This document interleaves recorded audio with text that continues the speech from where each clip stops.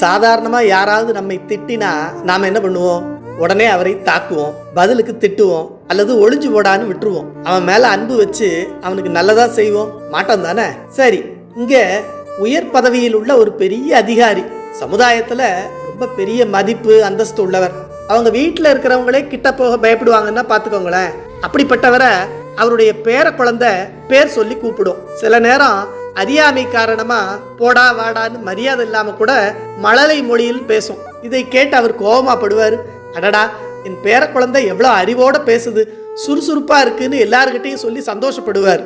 அதுக்கு ஏதாவது பரிசு வாங்கி கொடுப்பார், உடனே ஒரு மொத்தமாவது கொடுப்பார். அதே போலதான் முருகப்பெருமான் உக்கரசேன பாண்டியராக வந்து மதுரையம்பதியை ஆட்சி செய்த போது இயல் இசை நாடகம் என்னும் முத்தமிழை வளர்க்கும் தமிழ்ச்சங்கத்துக்கு தலைவராக விளங்கினார். இதை மீனவனும் மிக்க புலவோரும் முறை பொற்பலகை மீதமர் தமிழ்த்திரைய வினோதக்காரனும்னு திருவேளைக்காரன் வகுப்புல அருணகிரிநாதர் நமக்கு அருள் செய்கிறார். அவர் பார்த்து பார்த்து செல்லமாக வளர்த்த குழந்தை நம்ம தமிழ் மொழி.